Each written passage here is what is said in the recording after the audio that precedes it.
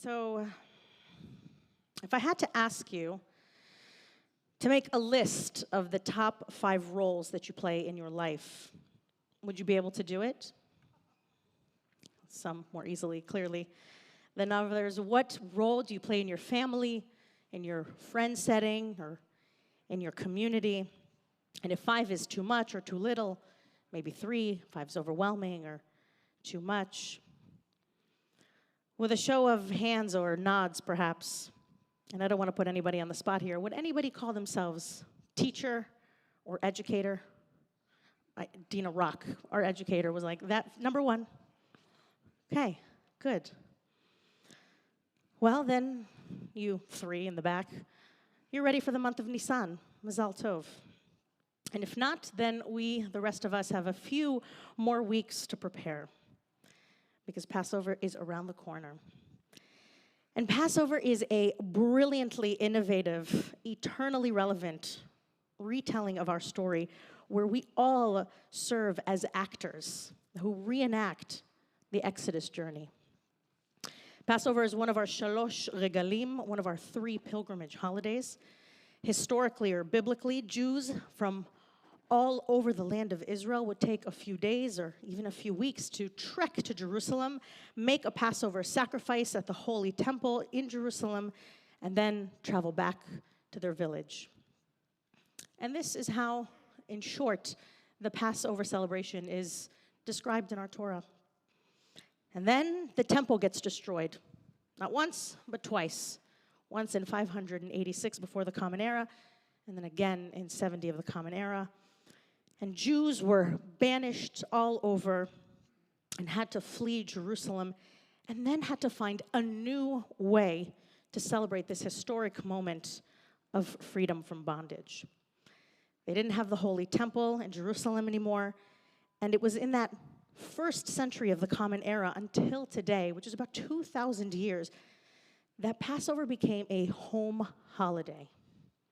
And each generation has made adjustments to this home holiday and contributed to its development depending on the commentary that was composed and available, where Jews were living, what they had access to, and what was influencing their lives at the time. And we have books of commentary that expound and demonstrate how Passover must be acknowledged, and we have this amazing privilege of continuing this ritual, of contributing our voices with each generation. And in order to do that, in order to contribute meaningfully, we have to become somewhat familiar with our Haggadah and be willing to experiment with added rituals and traditions that speak to our values today. So what does that mean for us? Let's start with a little trivia, okay? Here we go. We know that the holiday has the theme of 4. Yes? What are the different 4s? Questions. Wonderful. Cups of wine. Oh, Lisa Martell's like. Okay, the 4 children. Good. Okay, some of us are ready. Good. Why 4? Where did 4 come from? Okay, I'll tell you where this magical number comes from. Our sages employ the number 4 here to represent the 4 key elements in our Torah. 3 from the book of Exodus, 1 from Deuteronomy. And it leads back to my original question: who sees themselves as a teacher? According to these 4 passages that talk about Passover, we're also meant to see ourselves as teachers as it relates to the Passover holiday. And I'm going to share 2 of these passages with you right now from Exodus 12 and 13. Ma ha'avodah hazot lachem. And this is, by the way, text that was pulled from Torah and put into our Haggadah. And when your children asked you, what do we do for this holiday? Why is this holiday significant? ואמרתם, זבח פסח הוא לאדוני אשר פסח על בתי בני ישראל. And when your children ask you, what is this holiday? You are supposed to say it is the Passover sacrifice to God who passed over the houses of the Israelites. And then it continues in Exodus 13. And then Moses said to the people, remember this day on which you went free from Egypt, the house of bondage, how God freed you from it with a mighty hand, and no leavened bread shall be eaten. These passages are directly pulled from Torah and are included in our Haggadah and remind us that in our holiday, we are active participants. When your children ask a question, we are supposed to have an answer, and it's attached to an action. When Moses says, remember this day, he's not saying, go back and look at the stored pictures on your iPhone to look at memories and have a nice memory by yourself, although you can do that. No, zachol, the word zachol, remember, is actually an action word. Play it out. Reenact the Exodus. And our sages take these 4 passages that deal with Passover and convert them throughout our Seder for us to be disseminators of tradition in order to create meaning. We can't just read through our Haggadah. We must talk about it, relate it to our lives, pick one passage each year and dwell on it to grapple with. And this takes some preparation ahead of time. Just like we prepare for Shabbat, we don't just wait for it to come. We bake or buy challah, we light candles, we bless wine, we attach action in order to make it significant. For those of you who were able to join us last week for our Passover 101 class, we talked about the evolution and changes that were made to our Seder throughout the centuries, starting with Torah, going on to Mishnah, Talmud, our medieval period, and until today. And we learned that our Seder plate didn't always look the same. And the 4 questions also didn't look the same. There actually used to be 3. And the reclining was very possibly an idea that we borrowed from our Greek neighbors that were living around us. And we learned that Seder leaders would come to the table with a bowl full of walnuts and grain to throw at people who were starting to fall asleep in order to keep them awake. And I know that many of us gather for Passover and come with empty bellies, very eager for dinner. But when we do that, we miss out on the best part. And that is the part of nourishing our souls and our minds and our hearts by reading and the replaying of our Haggadah. And prior to the printing press, there was only usually one Haggadah per service. And it might have been per family, sometimes even per community. And the one person who had the Haggadah would lead the entire Seder. And as a result, most people sang the Haggadah so they can remember big parts of it. In my family, we actually sing most of the Haggadah until today to help us remember those different special elements. And if we're not taking these celebrations and inserting ourselves into them, making them familiar, complex, and meaningful for our time, if we do not become teachers and learners on this holiday, then we are missing out on the most important part of Passover.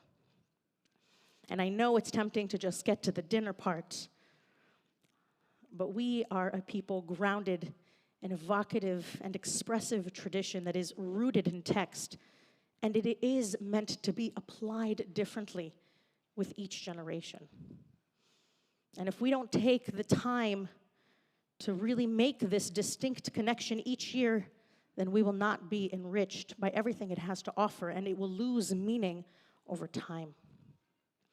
On Passover, we are not passive observers, we are active players.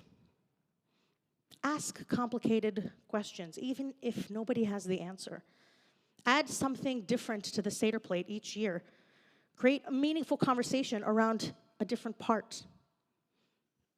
God forbid, distribute homework assignments. Everybody has to bring something different to the Haggadah moment. Scroll through the Haggadah a few weeks ahead of time. Google one passage. Ask your rabbi. Ask your cantor. We are all here to support you. We are the people of the book, not just because we are tied to Torah, but because we have a plethora of commentary and books and articles and catalogs and websites, and each word and verse and big idea in our tradition can be accessible, should be accessible.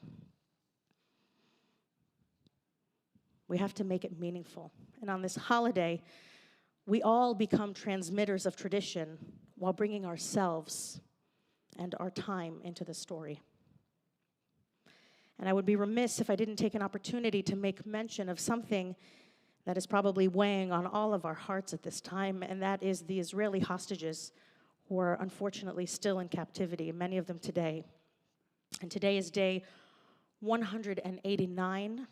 It's been a half of a year since our brothers and sisters haven't seen proper sunlight, let alone have the opportunity to sit around a Seder table this year. So I also ask us all to please consider bringing them into our homes, set an extra seat, say a blessing, raise awareness, and recall these individuals. We cannot forget them, and we cannot let the world forget them. And it's not political, it's just a human cause. They will not be able to become the teachers and learners like us, and we must not forget that. Since October 7th, the music scene coming out of Israel has been really gripping. There are so many songs and lyrics whose messaging is emotional, sad at times, hopeful, challenging, optimistic, and it's mostly targeted to an audience that has been hit by tragedy and difficulty, and I highly recommend that you listen to some of it. One of the songs is called A Nation of Superheroes by Omir Glickman, Asaf Peri, and Amit Sagi, about how ordinary citizens have had to become heroes overnight in order to save Israel. And the song describes how normal Israelis have been drafted, become full-time volunteers to treat wounded, make meals, nourish children with severe PTSD, and so much more. And I'd actually like to share some of these verses from this song this evening with you. So the teacher of Bible is in a Givati brigade, the language teacher in military intelligence. The neighbor upstairs is usually getting jobs, but has already been in the reserve for over a month. The lawyer is a combat operation officer doing shifts in her division. Her brother is a senior high-tech man. Now he's a sniper on rooftops. The tough branch manager of the bank is a sergeant in Judea and Samaria. Dadoun, the owner of the toy store, now is a commander in the armed corps. And our Amadi, the singer of this song, the dear one that often sings in Caesarea at the amphitheater, is an engineering fighter, heroically recovering after being wounded in the heart of Gaza. They look ordinary here, but we are a nation of superheroes. Everyone is always a hidden soldier ready to save the world. The bus driver, who is always on time, is now the commander of artillery in the south near Nir Am. And there's a student at the Institute of Technology in the middle of his bachelor's degree. He's a captain in a military unit in the Galilee. There's that model. She's now a paramedic. There's Yoni, a gifted saxophone player who's a commando fighter.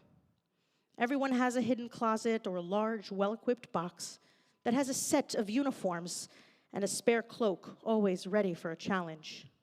True, everyone looks ordinary, but we are a nation of superheroes. It doesn't matter if we have other things going on or in the middle of a football game. Everyone will drop everything in a second if the flag calls them. This is not a parallel universe, not a Marvel reality. This is our story, the people of Israel. This song talks about the people of Israel, not just the Jews, but all Israelis.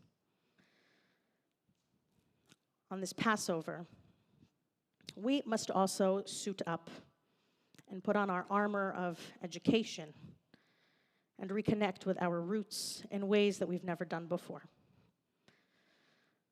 We must transform to be the guardians of our tradition, to make our holidays, our celebrations, our rituals not only come to life, but find creative ways to preserve them for the next generation who will hopefully never know this kind of pain. Never again can we go back to a Judaism that is watered down and disconnected.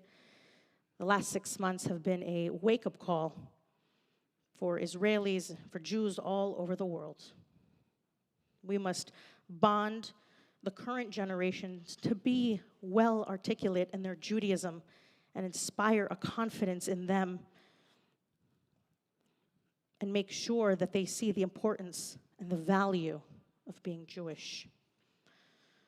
On this Passover, I not only wish you all a meaningful and joyous holiday, but wish for us to all come out of our comfort zone, become better acquainted with our own Judaism, to model what engaging dialogue and a culture of inquiry looks like at our Passover tables, a table where everyone is a teacher and also a learner. Shabbat Shalom.